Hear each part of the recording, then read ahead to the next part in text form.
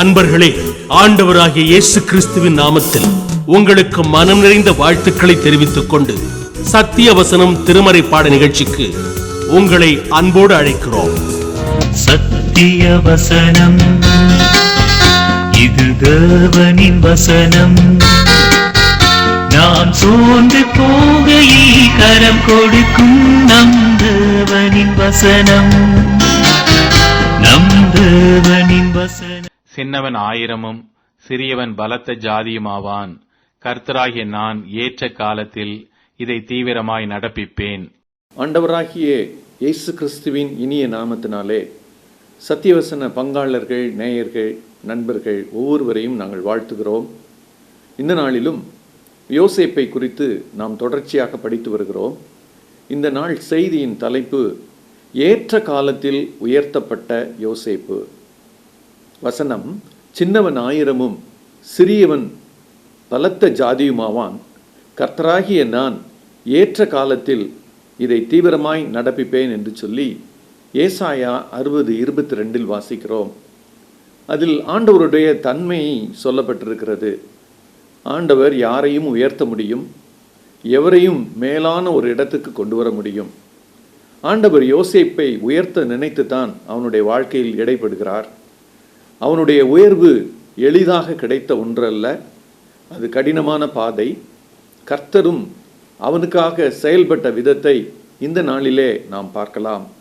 யோசேப்பு தன் வாழ்வில் சந்தித்த ஒவ்வொரு சூழலும் கர்த்தர் அவருடைய இருதயத்தில் நல்ல குணாதிசயங்களை உருவாக்கி கொண்டே இருந்தார். வெளிப்பிரகாரமாக பார்க்கும்போது யோசேப்பு கஷ்டப்படுவதை அல்லது துயரமாயிருப்பதை போல நாம் பார்ப்போம். ஆனால் ஒவ்வொன்றின் பின்னணியிலும் அவனுக்கு ஒரு நல்ல குணாதிசயம் உருவாகி கொண்டே இருந்தது. யோசேப்பை இப்படி உருவாக்கும் தேவனுக்கு யோசேப்பும் தன்னுடைய ஒத்துழைப்பை கொடுத்தார். முதல் தலைப்பாக யோசேப்பை உயர்த்த தேவன் செயல்பட்டார். நாம் கடந்த நாட்களிலே நாம் பார்த்தோம், யோசேப்பு சிறைச்சாலைக்கு சென்று விடுகிறார். செய்யாத ஒரு குற்றத்தை அவர் மீது சுமத்தி சிறைச்சாலைக்கு அனுப்பிவிடுகிறார்கள். சிறையில் அவர் இருக்கிறார். அவர் அங்கே இருக்கும்போது ஆண்டவர் பல காரியங்களை ஆயத்தமாக செய்கிறார். யோசேப்பை உயர்த்த நினைக்கும் தேவன் அமைதியாய் இல்லை, செயல்படுகிறார். ஆனால் ஆண்டவரை பொறுத்தமட்டில் சரியான நேரத்தில் எந்த காரியத்தையும் செய்து முடிப்பார். நீங்களும் நானும் அடிக்கடி காலத்தை பார்ப்போம், நேரத்தை பார்ப்போம். ஆனால் நிறைய காரியங்களில் நம்ம தவற விடுவோம். ஆனால் ஆண்டவரை பொறுத்தமட்டில் அவர் குறித்த நேரத்தில் எல்லாவற்றையும் செய்கிற தேவன். இப்போ பார்வோன் அரண்மனையில் இருக்கிறார், யோசேப்பு சிறையில் இருக்கிறார். யோசேப்பு கனவை குறித்து அர்த்தம் சொன்ன அது நடந்தபடினாலே பானபத்திரக்காரன் அவர் சந்தோஷப்பட்டார். ஆனால் அவர் செய்த ஒரு காரியம், 2 வருடங்கள் யோசேப்பை மறந்து போகிறார். யோசேப்பு அவரை சொல்லிவிடுகிறார், என்னை நினைத்துக்கொள் அப்படின்னு சொல்றாரு. ஆனால் அவர் மறந்து போகிறார். ஆண்டவர் ஒரு மனிதனை பயன்படுத்த நினைக்கும் போது சில நேரங்களில் நினைவுபடுத்தி அந்த காரியத்தை செய்வார், சில நேரங்களில் மறக்கும்படியும் செயல்படுகிற தேவன். அவர் உடனே சொல்லியிருந்தார்னா பார்வோன் என்ன செஞ்சிருப்பாரு, அப்படியான்னு கேட்டுட்டு சந்தோஷப்பட்டிருப்பார், அவ்வளோதான், முடிஞ்சு போயிருக்கோம். ஆனால் ஆண்டவர் அந்த சமயத்தையும் காலங்களையும் பார்த்து அவைகளை உருவாக்கி ஞானமாய் எல்லாவற்றையும் செய்கிறவர். அதே போல இன்னும் சில காலம் யோசேப்பு பொறுமையிலும் பக்குவப்பட வேண்டும், இன்னும் காரியங்களை உறுதியாய் காத்திருந்து பெற வேண்டும் என்று ஆண்டவர் நினைத்தார். ஆகையினாலே அந்த வருடங்கள் அமைதியாய் போனது. ஒரு சந்தர்ப்பம் வந்தது.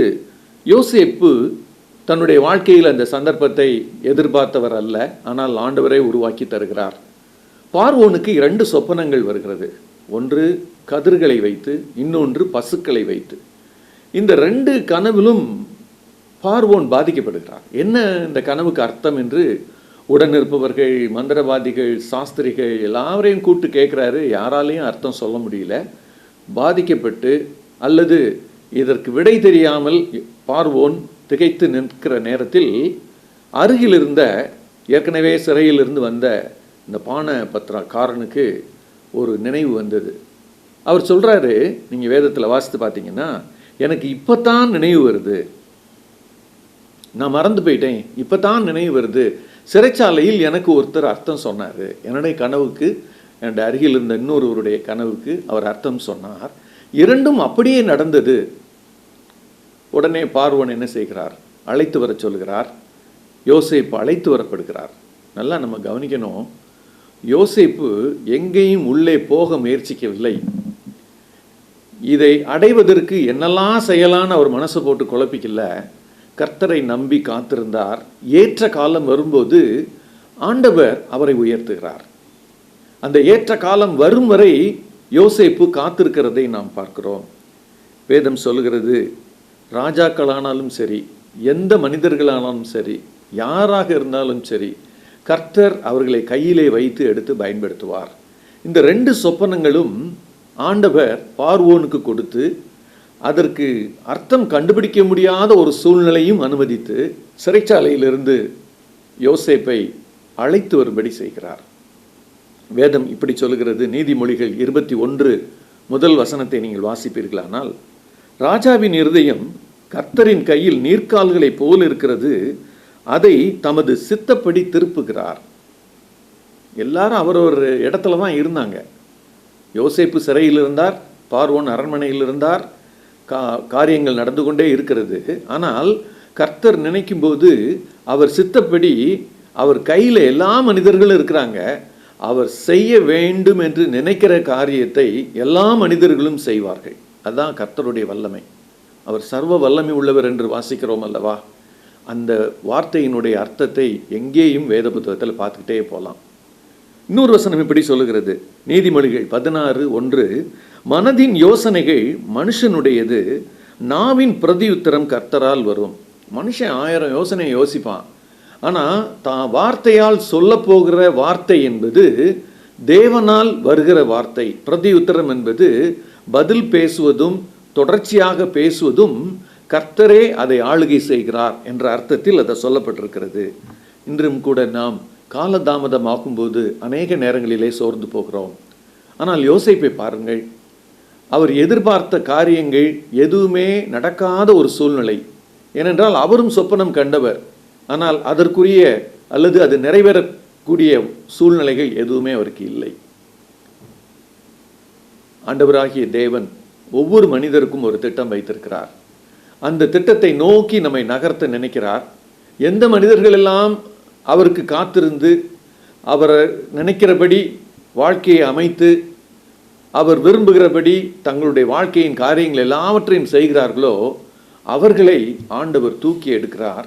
அவர்களை ஆண்டவர் உயரமான இடத்திற்கு கொண்டு போகிறார். 2வது குறிப்பாக தேவனை கனப்படுத்தும் யோசேப்பு. யோசேப்பு அரண்மனைக்குள்ளாக வந்து விடுகிறார். அங்கே இருக்கிற சூழ்நிலை அவருக்கு ஒன்றும் சொல்லப்படவில்லை. அங்கே சொல்லப்படுகிறது, ராஜா சொல்லுகிறார், நான் 2 சொப்பனங்களை கண்டேன். அதை விவரித்து சொல்லுகிறார். நீங்கள் 41வது அதிகாரம் ஆதியாகமம் 41:17 அந்த கனவை விவரிக்கிறார். கனவுக்கு அர்த்தம் சொல்ல முடியவில்லை யாராலும் என்று சொல்லிவிட்டு பார்வோன் ஒரு வார்த்தையை சொல்லுகிறார். அது ஆதியாகமம் 41:16 வசனத்தில் இருக்குது. அப்பொழுது யோசேப்பு பார்வோனுக்கு பிரதியுத்தரமாக, நான் அல்ல, தேவனே பார்வோனுக்கு மங்களமான உத்தரவு அருளி செய்வார். அதுக்கு முன்னால பார்வோன் என்ன சொல்றாருன்னா, நீ அர்த்தம் சொல்வதற்கு முடியும் என்று சொல்லி உன்னை குறித்து கேள்விப்பட்டேன் என்று 15வது வசனத்தில் சொல்றாரு. அதுக்கு பதிலாக தான் யோசேப்பு இப்படி சொல்லுகிறார், நான் அல்ல. அவருடைய வார்த்தையை கவனியுங்கள். நீங்களும் நானும் இப்படிப்பட்ட சூழ்நிலையில் கொண்டு போய் நிறுத்தப்பட்டு நம்மை புகழ்ச்சியாய் சொல்லி, உங்களால் முடியும், நீங்கள் இதை செய்வீங்க, அதை எதிர்பார்த்து தான் உங்களை கூப்பிட்டு வந்திருக்கோம் அப்படின்னு சொல்லி சொன்னால் என்ன சொல்லுவோம்? நம்ம ஓகே, நான் இதை இப்போ செஞ்சிடுறேன் அப்படிங்கிற மாதிரி என்ன செய்வோம்? சிரித்து கொண்டே செய்ய முன் வருவோம். ஆனால் யோசேப்பை நீங்கள் கவனித்து பார்ப்பீர்கள் என்று சொன்னால், அவரை குறித்து சொல்லப்பட்ட புகழ்ச்சியான வார்த்தைகளை தள்ளிவிட்டு அந்த இடத்தில் தேவனை கனப்படுத்துகிறார். நான் இல்லை, எனக்குள்ளே இருந்து செயல்படுகிற தேவன்னா என்னை புரிய வைத்து ஞானம் தந்து இதை சொல்ல வைக்கிறார், மற்றபடி நான் அல்ல. இந்த ஒரு தொனி வேதத்தில் அநேக இடத்தில் காணப்படுகிறது. பரிசுத்த பவுல் சொல்லுகிறார், நான் அல்லன்னு சொல்கிறார். அநேக தேவ மனிதர்கள், தேவனால் பயன்படுத்தப்பட்ட அநேக தேவ மனிதர்கள் மனதில் யோசிப்பது, என்னை இயக்குவது, எனக்கு வரங்களை கொடுப்பது, என்னை பயன்படுத்துவது எல்லாம் கர்த்தர் தான். இந்த உணர்வு இருக்கும் வரை கர்த்தர் அந்த மனிதனை, எந்த மனிதனாக இருந்தாலும் சரி, கையில் உயர்த்தவர் உயர்த்துவார். இங்கே யோசேப்புக்கு அப்படித்தான் நடக்குது. யோசேப்பு மனத்தாழ்மை உள்ளவராக அங்கே இருந்தார். அவருடைய மனத்தாழ்மை வார்த்தைகளில் வெளிப்பட்டது. யோசேப்புக்கு இருந்த அந்த தாழ்மையை நாம் யோசிக்கும்போது இயேசு கிறிஸ்து சொன்ன வசனம் நமக்கு நினைவுக்கு வருகிறது அல்லவா? லூக்கா 14:11 ஆண்டவர் சொல்கிறார், தன்னைத்தான் உயர்த்துகிறவன் எவனும் தாழ்த்தப்படுவான், தன்னைத்தான் தாழ்த்துகிறவன் உயர்த்தப்படுவான். அந்த தன்னைத்தான் தாழ்த்துகிறவன் என்கிற வார்த்தை மிக பொருள் பதிந்த வார்த்தை. இன்னொருத்தர் நம்மளை தாழ்த்தி நம்ம தாழ்ந்து போறதல்ல, நம்மையே ஆராய்ந்து பார்த்து, நான் ஆண்டவருடைய பார்வையில் மிக சாதாரணமானவன், கர்த்தர் தான் எனக்குள்ள இருந்து எல்லாவற்றையும் செய்கிறார். இந்த உணர்வு யோசேப்புக்கு இருந்தது. சங்கீதம் 138:6 நாம் இப்படி வாசிக்கிறோம், கர்த்தர் உயர்ந்தவராயிருந்தும் தாழ்மை உள்ளவனை நோக்கி பார்க்கிறார். ஆண்டவருடைய ஒரு தன்மை என்னன்னா, அவர் மிக பெரியவர், உயர்ந்தவர். ஆனா இந்த பூமியில ஒருத்தர் தாழ்மையா இருக்கிறத அவர் பார்த்தாருன்னா நோக்கி பார்த்து, ஆகா மிக தாழ்மையாக அவர் நடந்து கொள்கிறாரே என்று சொல்லி அவர் உற்சாகத்தோடும் மகிழ்ச்சியோடும் பார்க்கிற தேவன். நீதிமொழிகள் 18:12 இப்படி சொல்லுகிறது, மேன்மைக்கு முன்னானது தாழ்மை. இன்று அநேகர் நாம் தாழ்மையை தவற விடுகிறோம், ஆகையினாலே மேன்மையும் தவற விடுகிறோம். கர்த்தருடைய பார்வையில் நம்மை தாழ்த்துகிறவர்களாக நாம் எப்போதும் வாழ்வோமானால் மனிதர் முன்பாக பெருமை அடித்துக் கொள்ளும் எந்த வார்த்தைகளும் வெளியே வராது.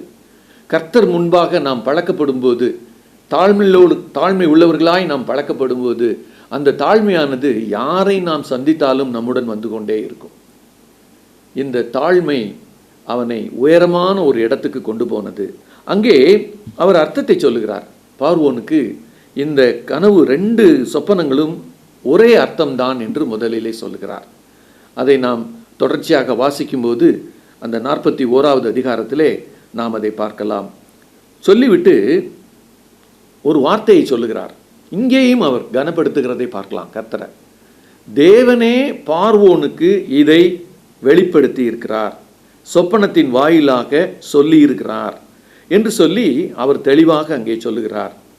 யோசேப்பில் காணப்பட்ட ஒரு நல்ல நற்பண்பு, இதை மட்டும் சொல்லிட்டு தேங்க்யூன்னு சொல்லி முடிச்சிருக்கலாம். ஆனால் பாருங்க, அந்த கர்சனை உள்ள ஒரு யோசேப்பை இங்கே பார்க்குறோம். பிரச்சனைக்கு தீர்வு சொல்லாமல் நம்ம போனோம்னா என்ன, கர்த்தர் நமக்கு அதை சொல்லி தரும்போது அந்த தீர்வையும் சொல்லிவிட வேண்டுமே என்று சொல்லி, இந்த சூழ்நிலை என்ன சூழ்நிலை, எப்போ வரப்போகுது, என்ன நடக்க போகுது, என்ன செய்யணும் அப்படிங்கிறத வரிசை கிரமமாக சொல்லுகிறார். 7 வருடங்கள் நல்ல செழிப்பான வருடங்கள், அடுத்த 7 வருடங்கள் பஞ்சமான வருடங்கள், தானியங்களை நாம் சேர்த்து வைத்துக்கொண்டு முதல் 7 வருடம் சேர்த்த தானியத்தை அடுத்த 7 வருடங்கள் நாம் என்ன செய்யலாம், மக்களுக்கு கொடுக்கலாம் அப்படிங்கிற ஒரு திட்டத்தை சொல்லிவிட்டு, இங்கும் இன்னொரு முறை அவரை நாம் பார்க்கிறோம். தாழ்மையுள்ள ஒரு மனிதனாக நாம் அவரை பார்க்கிறோம். அவர் சொல்றாரு, தேசம் பஞ்சத்தினால் அழிந்து போகாதபடி அந்த தானியம் எகிப்து முழுக்க பயன்படும்படியாக அதை ஒரு வைப்பாக வைக்க வேண்டும், ஸ்டோரேஜ் பண்ணணும் அப்படிங்கிற யோசனையும் அவர் சொல்லுகிறார். இந்த உலகத்தில் முத ஸ்டோரேஜினுடைய, அதாவது பண்டகசாலையில் வைத்து பராமரிக்கும் ஒரு நல்ல ஒரு திட்டமானது யோசேப்பின் வாயிலிருந்து வருகிறது. கர்த்தர் எவ்வளவு ஞானத்தை யோசேப்புக்கு கொடுத்திருக்கிறார் பாருங்கள். இங்கே அவர் சொல்லும்போது தன்னை மேன்மைப்படுத்தி சொல்லவே இல்லை. அவர் சொல்றாரு, இதெல்லாம் செய்யறதுக்குரிய விவேகம் உள்ள ஒரு மனிதனை நீங்கள் கண்டுபிடிச்சி அந்த பொறுப்பை அவருக்கு கொடுங்க அப்படின்னு சொல்றாரு. இங்கே வரைக்கும் அவர் பேசுகிற எல்லா வார்த்தையிலையும் 2 காரியங்கள் வெளிப்படும். ஒன்று, தாழ்மை உள்ளவராக இருப்பார். இன்னொன்று, கர்த்தரை உயர்த்தி கொண்டே இருப்பார், கர்த்தரை கனப்படுத்தி கொண்டே இருப்பார். பார்வோன் உடனே பதில் சொல்கிறார், இதுக்கு போய் இன்னொரு ஆளை நான் தேடணுமா, என்ன, நீதான் இதற்கு சரியான ஆள். அப்போ பாருங்க, யோசேப்பை கனப்படுத்துகிற ஆண்டவர் செயல்படுகிறார். 2 குறிப்புகளை பார்த்தோம். 3வது குறிப்பு, யோசேப்பை கனப்படுத்தும் தேவன். பொதுவாக கர்த்தரை கனப்படுத்தின உடனேயே யோசேப்புக்கு அங்கே கனம் கிடைத்த மாதிரி இங்கே வருகிறது. ஆனால் யோசேப்பு தன்னுடைய வாழ்க்கை முழுவதிலும் கர்த்தரை கனப்படுத்துகிறவராக அவர் இருந்தார். அவர் அடி வாங்குற இடத்துலையும் சரி, எந்த ஒரு சூழ்நிலையிலும் சரி, ஆண்டவரை நோக்கி முறுமுறுப்பாக எதுவும் பேசினார் என்று எந்த குறிப்புகளும் இல்லை. அவரை பொறுத்த மட்டும் கர்த்தர் என்னை நடத்துகிறார், நான் கர்த்தருடைய கையிலே நான் இருக்கிறேன், கர்த்தர் என்னோடு கூட இருக்கிறார், நான் ஒருபோதும் தாழ்ச்சி அடைய மாட்டேன், இந்த உணர்வு அவருக்கு இருக்கிறபடினாலே கர்த்தர் என்ன செய்கிறார், வேத வசனத்தின்படி தன்னை கனப்படுத்துகிற எவரையும் ஆண்டவரும் கனப்படுத்துவார். 3வது குறிப்பிலே நாம் பார்க்கலாம், யோசேப்பை கனப்படுத்தும் தேவன். அவர் சொல்றாரு, பார்வோன் இவரை பற்றி சொல்லும்போது சொல்றாரு, 41வது அதிகாரம் 39வது வசனத்துல நீங்க பார்த்தீங்கன்னா, தேவன் இவைகள் எல்லாவற்றையும் உனக்கு வெளிப்படுத்தி இருக்கிறபடியால் உன்னை போல் விவேகமும் ஞானமும் உள்ளவன் வேறு ஒருவனும் இல்லை. நீ என் அரண்மனை அதிகாரியாய் இருப்பாய், உன் வாக்கின்படியே ஜனங்கள் எல்லாரும் அடங்கி நடக்க கடவர்கள், சிங்காசனத்தில் மாத்திரம் நான் உன்னிலும் பெரியவனாய் இருப்பேன்.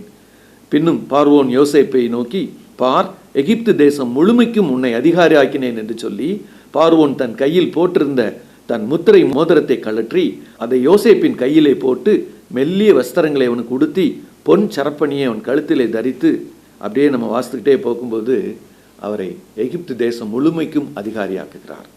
பாருங்கள், தேவன் தான் கனப்படுத்த விரும்புகிற மனிதனை கனப்படுத்துவார். 2 சாமுவேல் 2:30 நீங்க வாசித்து பார்த்தீங்கன்னா, நம்ம கர்த்தரை கனப்படுத்தினா அவரும் நம்மை கனப்படுத்துவார் என்று அங்கே அந்த வேத வாக்கியம் நம்மை சொல்லுகிறது. வேதத்தில் நம்ம எங்கே பார்த்தாலும் சரி, கர்த்தரை கனப்படுத்துகிற எந்த ஒரு மனுஷனையும் ஆண்டவர் அப்படியே விட்டுற மாட்டார். இன்னைக்கு நம்ம அநேக நேரங்களில் நம்முடைய வாழ்க்கையில் ஆண்டவரை கனப்படுத்துறது இல்லை, அதை மறந்து விடுகிறோம். ஆகையினால் நம்முடைய வாழ்க்கையில் ஆசீர்வாத குறைச்சல்கள். ஆனால் வேதத்தில் காணப்படுகிற மனிதர்களை நீங்கள் பாருங்கள். தாவீதை நீங்கள் பார்ப்பீர்கள் என்று சொன்னால், கோலியாத்தை வீழ்த்துவதற்கு முன்பதாக சவுலோடு பேசி கொண்டிருப்பார். அப்படி பேசி கொண்டிருக்கும் போது அவர் சொல்வாரு, என்னை சிங்கத்தின் கைக்கும் கரடியின் கைக்கும் தப்புவித்த கர்த்தர் இந்த பெலிஸ்தனுடைய கைக்கும் தப்புவிப்பார். நீங்க அதை வாசித்து பார்த்தீங்கன்னா 1 சாமுவேல் 17:37 இப்படி அவர் சொல்லுவார். அவருடைய வார்த்தைகளில் நீங்க பார்த்தீங்கன்னா, கர்த்தர் தான் என்னை இந்த தப்புவித்தார் சிங்கத்தின் கைக்கும் கரடியின் கைக்கும். அப்ப அதே கர்த்தர் என்னை இவன்ட்டு வந்து தப்புவிப்பார். அவர் என்ன சொல்லியிருக்கலாம், பெருமையாக நீங்கள் காட்டில் நடந்ததை சொல்கிறேன் கேளுங்க, நான் ஒரு கரடியையும் ஒரு சிங்கத்தையும் ரொம்ப சாதாரணமாக வீழ்த்திட்டேன், இந்த பெலிஸ்தன்லாம் ஒன்றுமே இல்லை, அப்படி அவர் சொல்லியிருக்கலாம். ஆனால் அவர் சொல்லுகிறார், கர்த்தருடைய அந்த பலத்தினாலே நான் அதை செய்தேன். கர்த்தரை கனப்படுத்திய தாவீது ஆண்டவர் விடலை, அவரும் கனப்படுத்துகிறார். கோலியாத்தை வீழ்த்துவதற்கு சாதாரண கவன்கல்லை கொண்டு அவன் வீழ்த்துவதற்கு, அவன் கர்த்தருடைய நாமத்தினாலே அவனை வீழ்த்துவதற்கு அவனை பயன்படுத்துகிறார். யோசேப்பை ஏற்ற காலத்தில் உயர்த்துகிற தேவன். 17 வயது அவர் அங்கே அவருடைய வாழ்க்கையை ஆரம்பிக்கும் போது, ஆதியாகமம் 37வது அதிகாரத்தில். இப்போ வருடங்கள் போய்கொண்டே இருக்கிறது, இது எத்தனாவது வருடம் தெரியல. ஆனால் அந்த 30வது வயதிலே யோசேப்பு பார்வோன் முன்பதாக நிற்கிறார் என்று 46வது வசனத்தில் 41-46 சொல்லுகிறது. பாருங்க, 13 வருட கஷ்ட காலம், 13 வருட வேதனையின் காலம். ஆனால் கர்த்தருடைய கையில் அவர் அடங்கி இருந்தார். வேதம் சொல்லுகிறது, ஒரு மனிதன் கர்த்தருடைய கையிலே அடங்கி இருக்கும்போது அவனை ஏற்ற காலத்தில் அவர் உயர்த்துவார். 1 பேதுரு 5வது அதிகாரத்திலே நாம் வாசிக்கிறோம். நீங்களும் நானும் யோசேப்பினுடைய வாழ்க்கையிலே நடந்த இந்த காரியத்தை பார்க்கும்போது தாழ்மை உள்ளவர்களாக இருக்கிறோமா? ஆண்டவரை கனப்படுத்துகிறோமா? ஆண்டவர் நமக்கு ஏற்ற காலத்தில் நம்மை உயர்த்தும் வரை காத்திருக்கிறோமா என்ற கேள்வியை எழுப்பி பார்ப்போம். கண்களை மூடி ஜெபிப்போமா? எங்களை அதிகமாக நேசிக்கிற எங்கள் அன்பின் பரம தகப்பனே, யோசேப்பினுடைய வாழ்க்கை இன்றும் எங்களுக்கு பிரயோஜனம் உள்ளதாக இருக்கிறது. அவருடைய வாழ்க்கையில் அவருடைய நடையை நாங்கள் கவனித்து பார்க்கும்போது தாழ்மை உள்ளவராக அவர்களை நாங்கள் பார்க்கிறோம் ஆண்டவரே. உம்மை கனப்படுத்துகிறவராக நாங்கள் பார்க்கிறோம் ஆண்டவரே. நீர் ஏற்ற காலத்தில் உயர்த்தும் வரை உம்முடைய கரத்திற்குள் அடங்கி இருக்கிறவராக நாங்கள் பார்க்கிறோம் ஆண்டவரே. எங்களுடைய வாழ்க்கையில இந்த 3 குணாதிசயங்களும் இருக்கிறதா என்று ஆராய்ந்து பார்க்கிறோம். தாழ்மை உள்ளவர்களாக நாங்கள் இருக்கிறோம் ஆண்டவரே. பெருமை உள்ளவர்களுக்கு நீர் எதிர்த்து நிற்கிறீர் என்று வேதம் சொல்லுகிறது. ஆனால் அநேக நேரங்களில் நாங்கள் பெருமை உள்ளவர்களாகத்தான் இருக்கிறோம், உம்முடைய கிருபையை நாங்கள் பெறுவதில்லை. ஆனால் வேதத்தில் சொல்லப்பட்ட இந்த யோசேப்பு மிக அழகாக தன்னுடைய தாழ்மையை அவ்வப்போது வெளிப்படுத்தி கொண்டே இருக்கிறார். அவரை அறியாமலே அது வந்து கொண்டே இருக்கிறது. அதே போல கர்த்தரை கனப்படுத்துவது அவருடைய வாயிலும் செயலிலும் சொல்லிலும் வந்து கொண்டே இருக்கிறது. அவருடைய காத்திருப்பு புரியாத சூழ்நிலையிலும், இப்படி மறந்துட்டு போயிட்டானே, நம்ம சொல்லிவிட்டோமே, அதை பற்றி ஒன்றுமே யோசிக்காம கர்த்தர் ஒரு சூழ்நிலையை ஏற்படுத்தி அவனை அழைக்கும் வரை அவன் காத்திருந்தானே. ஆண்டவரே, எங்களுக்கும் அந்த கிருபையை தாரும் சுவாமி. உமக்கு முன்பாக இந்த உலகத்தில் வாழும்போதும் தாழ்மை உள்ளவர்களாக நாங்கள் இருக்க உதவி செய்யும். உம்மை கனப்படுத்துகிறவர்களாக இருக்க உதவி செய்யும். உமக்கு காத்திருக்கிறவர்களாக இருக்க உதவி செய்யும். இயேசு கிறிஸ்துவின் இனிய நாமத்தில் ஜெபத்தை ஏறெடுக்கிறோம் எங்கள் ஜீவனுள்ள நல்ல பரம தகப்பனே. ஆமென்.